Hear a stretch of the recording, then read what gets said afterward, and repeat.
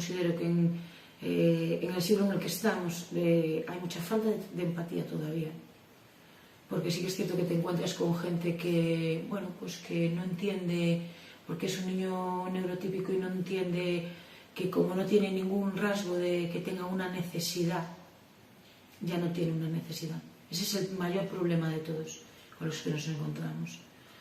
Entonces, pues te encuentras con mucha gente que cree que es un niño mal educado, cree que es un niño al que se le deja hacer todo lo que le apetece y que no se le ponen unas normas. Hay muchas veces, por ejemplo, te voy a poner un ejemplo muy fácil, ir al supermercado a hacer una compra, una simple compra diaria. Hay veces que yo voy con Hugo y me tengo que ir, no puedo hacer la compra. Todo va a depender de cómo esté él y de cómo tenga el estado de ánimo, pues en ese momento.